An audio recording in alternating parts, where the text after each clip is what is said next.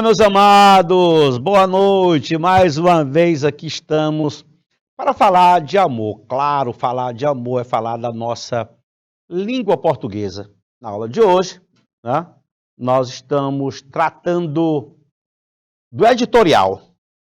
Olha só que maravilha, hein? Editorial.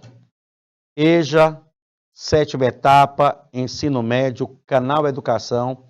Professor Fernando Santos, professor de análise linguística. Todos nós sabemos que o editorial, né, é um gênero puramente argumentativo, né? Tem-se que ter um posicionamento e uma defesa, né, desse seu posicionamento em relação a um determinado assunto, né? Geralmente você encontra editorial em jornais, em revistas, tá? Ele deve ser assinado, né, pelo editor ou pela própria empresa, né? Jornal fulano de tal, revista fulano de tal, né?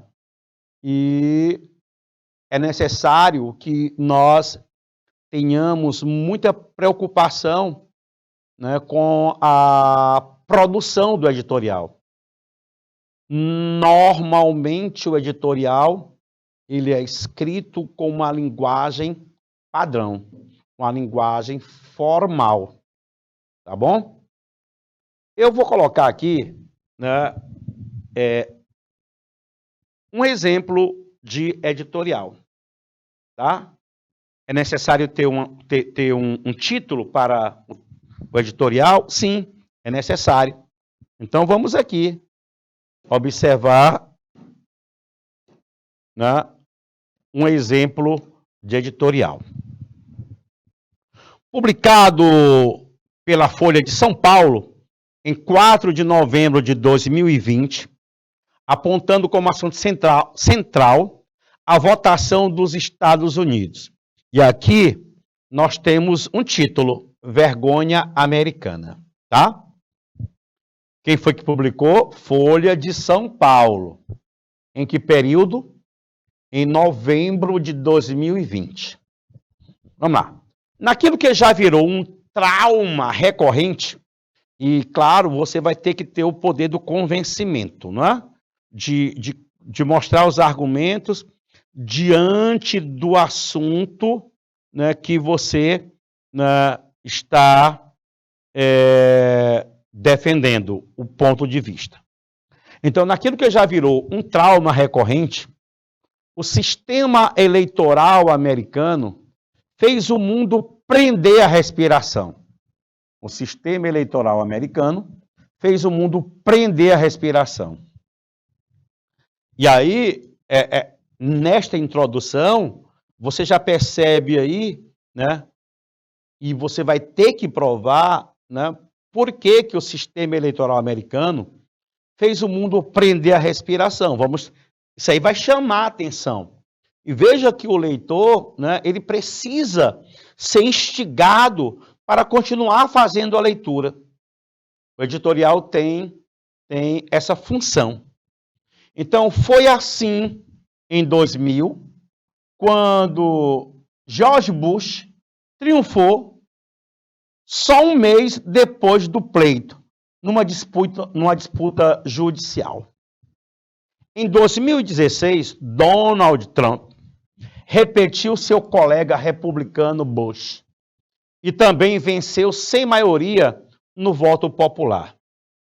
A distorção vem do confuso modelo em que ganha quem conseguir mais votos no colégio eleitoral. Ganha quem conseguir mais votos no colégio eleitoral. Ou seja, a maioria dos votos de delegados dos 50 estados.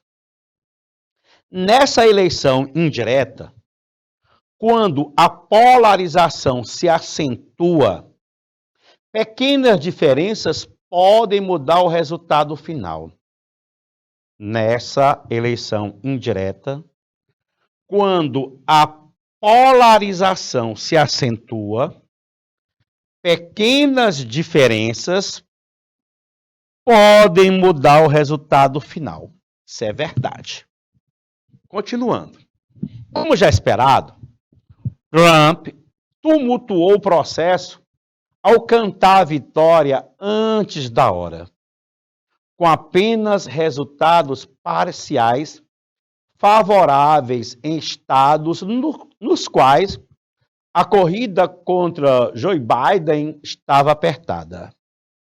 Pior, disse que iria à justiça com o objetivo de parar a contagem, de modo a interromper o jogo antes do fim. Sua tese furada, observa aqui um posicionamento, hein? Sua tese furada, vai ter que dizer por que é furada. Né? A sua tese furada é que os democratas estimularam o voto antecipado pelo correio, o que poderia gerar manipulação. A pandemia impulsionou a modalidade neste ano, mas para o presidente, aí abre aspas, porque aqui é a fala dele. Isso é uma enorme fraude.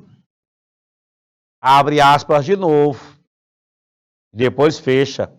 É uma vergonha para o nosso país. Francamente, nós ganhamos esta eleição. Atacou.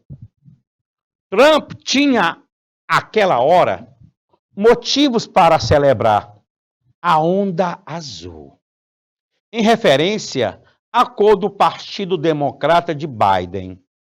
Não se concretizou.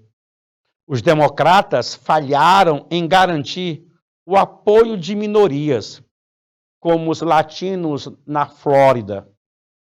E a divisão do país se aprofundou, o que favorece Trump. Biden promete barrar o absurdo, com a aparente reação de seu partido na apuração, parecem estar garantidas novas rodadas de ataques à democracia. Prender a respiração terá mais uma utilidade. Primeira questão lá do Enem. A última edição deste periódico apresenta mais uma vez tema relacionado ao tratamento dado ao lixo. Só que antes de continuar a leitura, deixe-me até aqui, né, o texto sobre a vergonha americana era só um exemplo, tá, de editorial. Que vocês veem aí o posicionamento, né, do editor, né, a Folha de São Paulo é quem assina, tá? Não é um elemento apenas, mas a própria empresa se responsabiliza pelo editorial sobre as eleições nos Estados Unidos, a votação dos Estados Unidos. E tem como título A Vergonha Americana. Todos nós presenciamos, né, esses acontecimentos no ano de 2020. E agora aqui nós temos, né, uma questão do Enem sobre o conteúdo que nós estamos trabalhando na aula de hoje. Vocês lembram o nome do conteúdo? Sim, né? Então, estamos falando de editorial. Primeira questão. E aqui o texto. A última edição deste periódico apresenta mais uma vez tema relacionado ao tratamento dado ao lixo caseiro. Aquele que nós produzimos no dia a dia. Eu sei que o tema aí é o lixo, né? A informação agora passa do material jogado na estrada vicinal que liga o município de Rio Claro ao distrito de Ajapi. Infelizmente, no local em questão, a reportagem encontrou mais uma forma errada de destinação do lixo. Material atirado ao lado da pista, como se isso fosse o ideal. Muitos moradores, por exemplo, retiraram o lixo de suas residências e, em vez de um destino correto, procuram dispensá-lo em outras regiões. Uma situação, no mínimo, incômoda. Se você sai de casa para jogar lixo em outra localidade, por que não o fazer em local ideal? É muita falta de educação achar que aquilo que não é correto para a sua região possa ser para outra. A reciclagem do lixo doméstico é um passo inteligente e de consciência. Olha o exemplo que passamos aos mais jovens. Quem aprende errado, coloca em prática o errado. Olha o perigo. Estão vendo o posicionamento, né, do editor do texto? Está disponível aí esse texto em jornaldacidade.ol.com.br. É um texto adaptado de 10 de agosto de 2012. Faz um tempinho, né? Faz um tempinho aí. Bem, agora veja a questão relativamente ao texto, ao editorial. Esse editorial faz uma leitura diferenciada de uma notícia.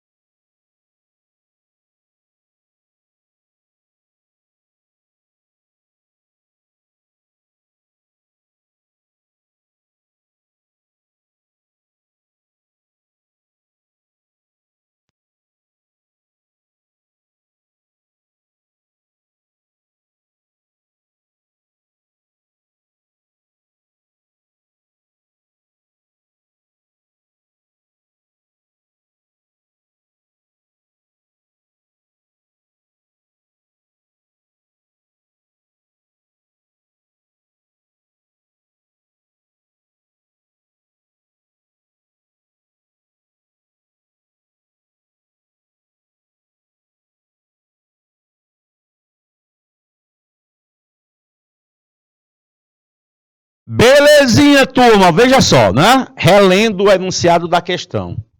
Esse editorial faz uma leitura diferenciada de uma notícia veiculada no jornal.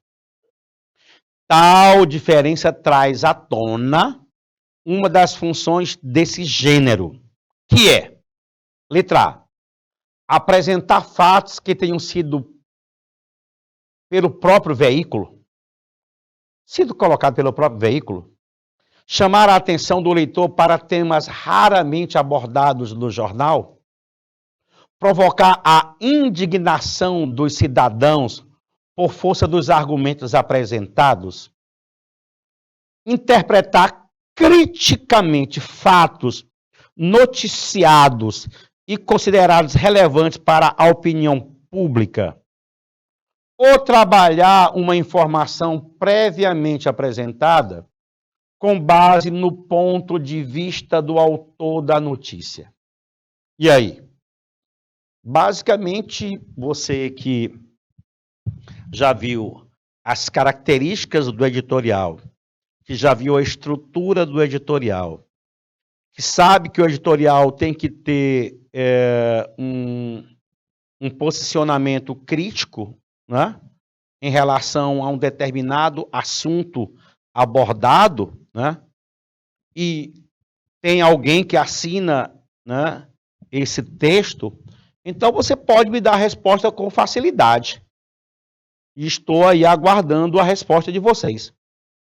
Seria apresentar fatos que tenham sido veiculados pelo próprio veículo de comunicação? Ou chamar a atenção do leitor ou provocar a indignação dos cidadãos, ou interpretar criticamente fatos noticiados, ou trabalhar uma informação previamente apresentada. Olha só aí. Interpretar criticamente fatos noticiados e considerados relevantes para a opinião pública. Interpretar criticamente. Veja que aí, né, você tem uma análise crítica, você tem um posicionamento crítico, né, diante de uma situação.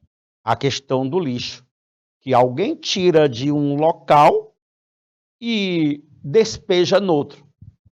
Se você não aceita ali onde você reside, por que que lá na frente você vai achar que o outro também vai aceitar? O lixo ele deve ter um destino apropriado. Deve ser apropriado. E é essa, né, a crítica que é feita, né, pelo editor do jornal. Tranquilo? Por isso que a letra D responde com perfeição a questão de número 1. Vamos para um texto que vai servir de apoio para as questões de 2 a 5. Vamos lá. O Brasil no ranking mundial da corrupção. O lugar do Brasil no ranking internacional da corrupção não era bom, ficou pior. Você já vê que pelo título, né, você já tem um posicionamento. Né? O Brasil no ranking mundial da corrupção. O lugar do Brasil no ranking internacional da corrupção não era bom. E agora foi pior. Já não era bom e foi pior. Então não é surpresa que o mais recente ranking internacional da corrupção tenha apontado o Brasil como o pior desempenho do mundo. A lista é produzida pela respeitada Transparência Internacional, a ONG com sede em Berlim, fundada em 1993 por um ex-funcionário do Banco Mundial que impunha a bandeira do combate à corrupção. Veja que aqui, eu tenho aqui produzido argumento de autoridade, turma, está aqui. Né? Mostrando aí exatamente, produzindo a credibilidade junto ao leitor. A Transparência Internacional assevera que não investiga nem relata casos isolados de corrupção. Seu objetivo é desenvolver ferramentas para combater a corrupção. Para isso, age em parceria com outras organizações afins, semelhantes, né? Empresas e governos. O lugar do Brasil no ranking internacional da corrupção não era bom. Ficou pior. A Transparência Internacional coloca o Brasil na 76ª posição no ranking de 168 países, uma queda de 7 posições em comparação ao relatório anterior. O ranking é montado a partir de sondagens colhidas por diferentes entidades. Segundo o levantamento, o Brasil empata com Burkina Faso e Zâmbia, mas perde para países como El Salvador, Bulgária e África do Sul. Dos 100 pontos possíveis, o Brasil conseguiu 38. Portanto, abaixo da média de pontuação do mundo, ou mesmo das Américas. Ressalte-se que o índice, ou o ranking, é estruturado com base na coleta de percepções. É evidente que o estouro do escândalo da Petrobras e toda a sujeira levantada pela Operação Lava Jato são os responsáveis pela queda do Brasil no ranking internacional. A questão para refletir é a seguinte: mesmo com a corrupção provada e admitida, o Brasil criou barreiras para que os escândalos não se repitam? A resposta é não. Um dos estímulos principais à corrupção permanece intacto. No caso, o fatiamento político do setor público como forma de manter o poder. É um problema que se estende também a estados e municípios. Em contrapartida, é importante ressaltar que a maior percepção da corrupção no Brasil se deu em função do trabalho de instituições como o Judiciário, o Ministério Público e a Polícia Federal. A imprensa livre é outro fator determinante. Porém, o avanço só se dará com menos impunidade e porteiras fechadas para os ladrões. Olha que fechamento aí. Porteiras fechadas para os ladrões. Bem, você vai ter acesso lá no www.upovo.com.br, né? E esse acesso foi em 1º de junho de 2021. Aí. E aí vem a questão 2, sobre o texto. Os editoriais são gêneros textuais que fazem parte de que grupo de textos? Ficou fácil demais, hein, turma? Olha aí. O editorial faz parte de textos jurídicos, religiosos, publicitários, jornalísticos ou científicos. Você só erra se você quiser, não é? Você só erra se você quiser. Editorial, né? Faz parte de que grupo de texto? Ah, professor.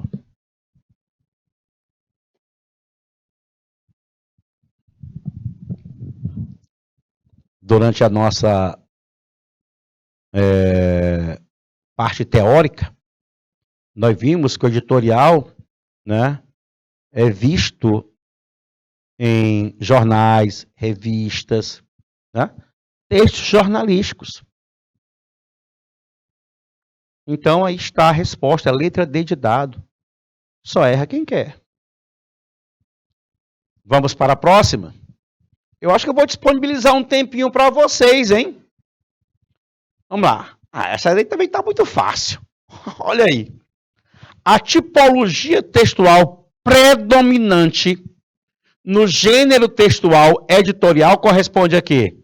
Ah, professor, aí é um texto narrativo. Não, prof, é descritivo. Não, é injuntivo. Não, é expositivo. É argumentativo. Diga aí para mim. Tenha medo, não.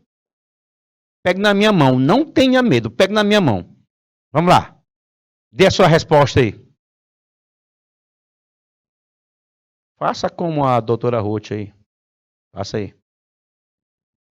Tenha força. E marque a resposta correta.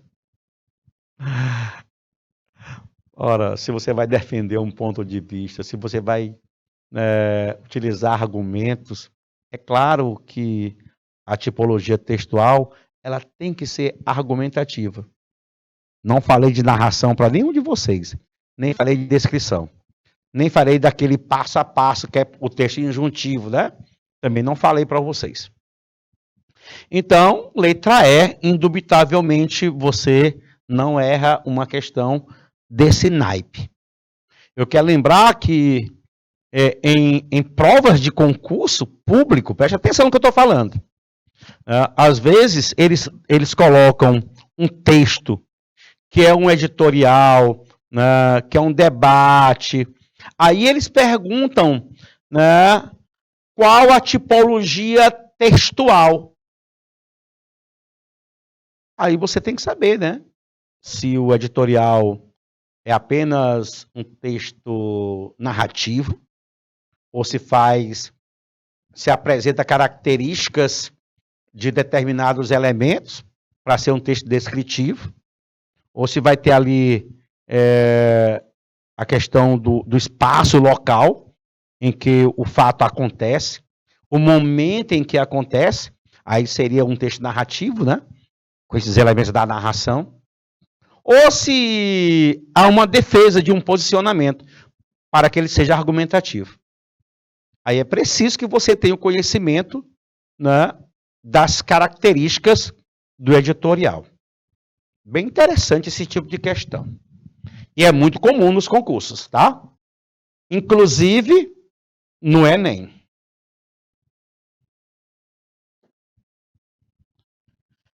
Tese. Principal opinião defendida no texto, né? A tese defendida no editorial é a de que o texto que nós acabamos de ler, né? Vamos lá. Qual foi a tese defendida? Letra A. O Brasil está abaixo da média de pontuação do mundo ou mesmo das Américas com relação à corrupção. Letra B. O escândalo da Petrobras e da Operação Lava Jato contribuíram para a queda do Brasil no ranking internacional. Está falando da tese defendida, tá, turma? Letra C. O Brasil não criou barreiras para que os atos de corrupção e, por consequência, os escândalos não se repitam mais. Letra D.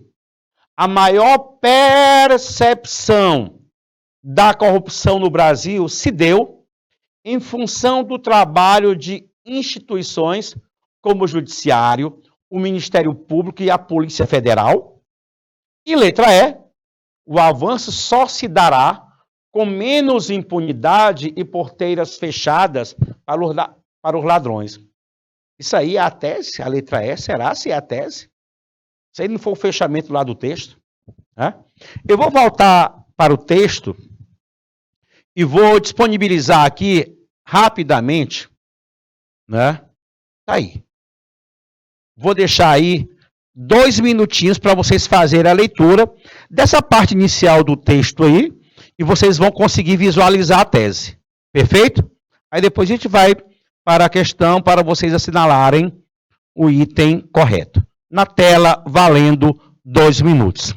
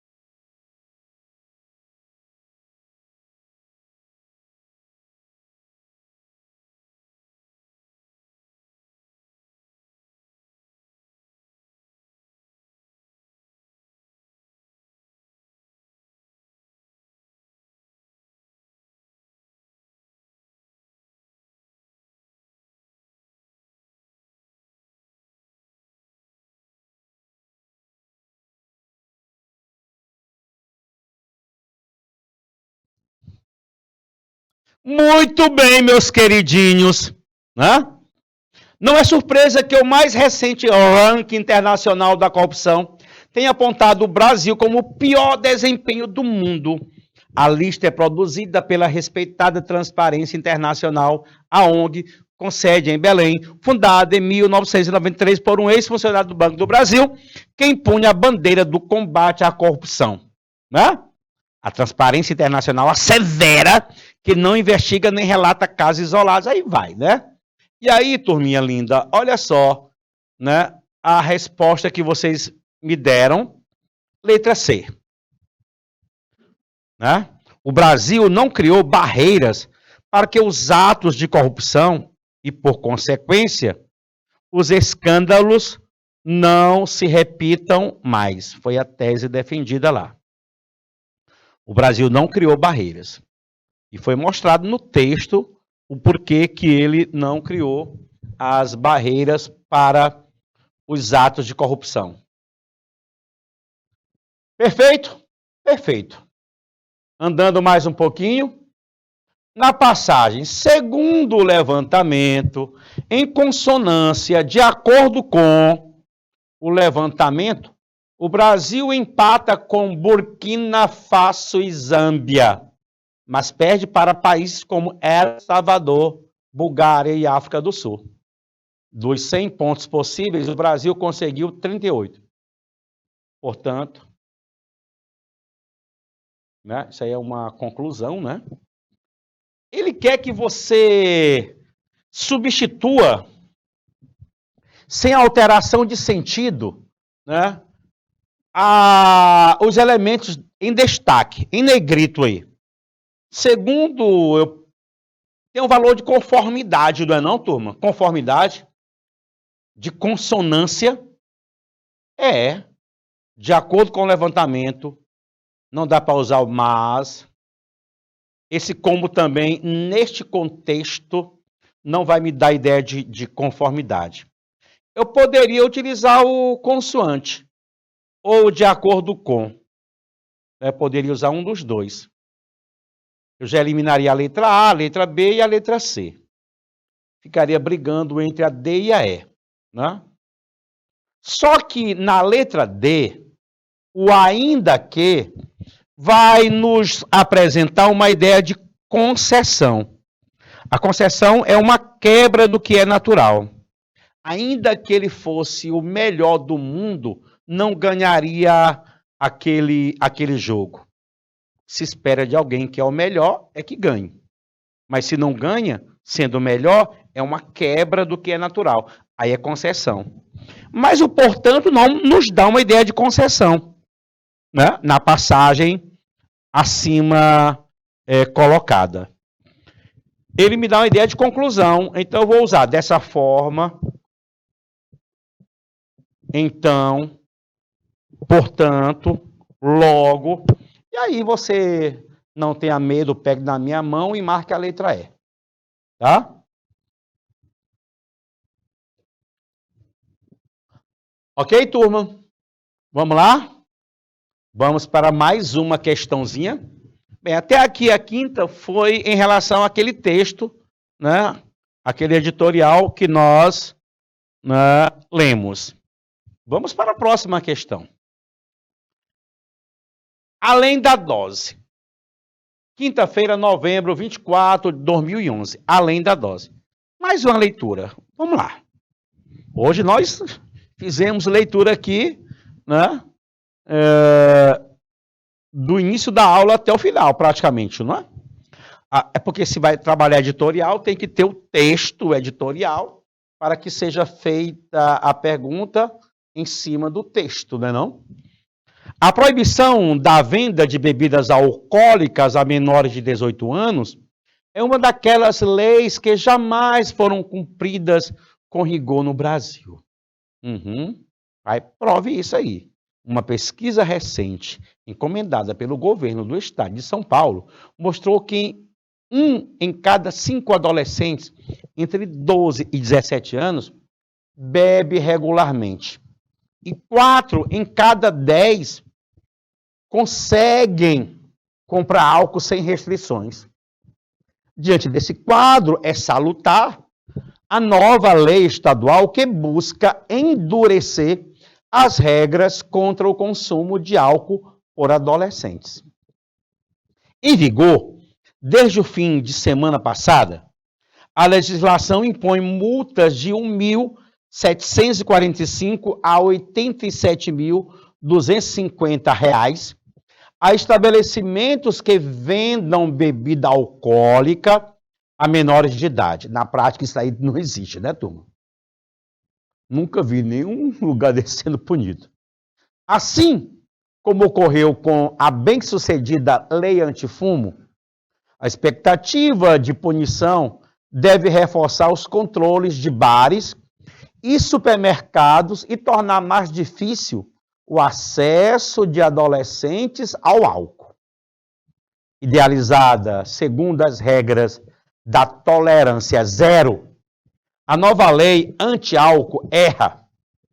Porém, ao transferir para os estabelecimentos comerciais a total responsabilidade pelo consumo de bebida por menores. É verdade. Mesmo em situações que não estão sob o seu controle. O ponto mais contestável é o enquadramento do comerciante, ainda que a bebida seja comprada legalmente por um maior e repassada a um menor. Não é razoável imaginar que os bares tenham B10 para verificar e proibir. Por exemplo, um pai de oferecer um copo de cerveja a seu filho. Apenas se coubesse, deveria recair sobre o adulto irresponsável, não sobre o comerciante. É claro, isso aí é salutar. O Sindicato de Bares e Restaurantes também reclama, com razão, de multa a quem vender bebida para jovem com documento de identidade falsificado. A não ser que se trate de uma montagem grosseira, é exigir demais que os vendedores se transformem em peritos a detectar fraudes em carteiras. O terceiro aspecto, sob contestação, a obrigatoriedade de geladeiras separadas para bebidas alcoólicas e outras também é controverso. Além de gerar custo extra para os comerciantes, que pode ser expressivo em alguns casos, sua utilidade é duvidosa. A nova lei acerta ao reforçar restrições e impor multas mais pesadas, mas exagera na dose dos pontos acima mencionados, que deveriam ser revistos. Vale ressaltar isso. Ora, muito obrigado, amor. Aí, vamos fazer aí a última questão, basicamente, né? As duas últimas. Temos aí 4 minutinhos. Na introdução, já se presume o assunto do texto. Escreva-o abaixo, lá na introdução. Já se presume o assunto do texto. Eu vou voltar só para a gente olhar a introdução. Vamos aqui, olha. Introdução. A proibição de venda de bebidas alcoólicas a menores de 18 anos é uma daquelas leis que jamais foram cumpridas com rigor no Brasil. Olha aí, olha aí, olha aí. É sobre o quê, turma? Hein? A proibição de venda de quê? De bebida, né, não? Aí, fácil demais. Proibição da venda de bebidas alcoólicas a menores de 18 anos. Perfeito? Perfeito. Agora, questão de número 2. Para escrever um editorial, o autor precisa de quê, turma? O que é que ele precisa? A letra A diz assim: criar fatos e personagens conforme sua imaginação. Do doido, né? Letra B. Utilizar-se de um assunto pouco conhecido pelos leitores, nem vai chamar atenção. Falar sobre uma realidade polêmica, olha aí. Ser complexo e utilizar um vocabulário acima do padrão, aí é demais, né, turma? Aí é demais. Não, me responda aí, porque essa daí você só vai errar se você quiser. Ei, sua menina, responda aí para mim. Qual é a letra que você vai marcar? Diga aí, doutora. Estou aguardando a sua resposta.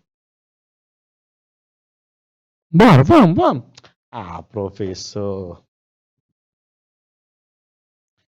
Que tal? Vocês gostam da letra C? Gostam da letra C? Pois marque a letra C. Perfeito? Falar sobre uma realidade polêmica. Polêmica. Será que tem mais uma questãozinha sobre o texto? Vamos lá. O texto apresenta características, principalmente, professor, pelo amor de Deus, né? Isso é um editorial. Vai apresentar características narrativas, descritivas, instrucionais ou argumentativas? Você só erra se você quiser também. Diga aí, sua menina. Diga aí, doutora.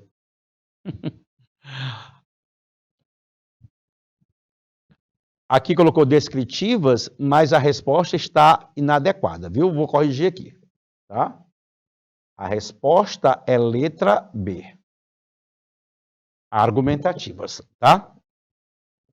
Foi um deslize na hora de colocar o gabarito. É letra B de bola, argumentativas.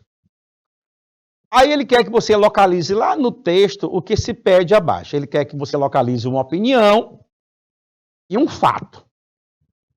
Opinião e fato. O fato é real, é concreto, né? A opinião é um ponto de vista, né? Não implica dizer que seja algo concretizado. E aí? Para a gente ganhar tempo, porque o tempo já está indo embora,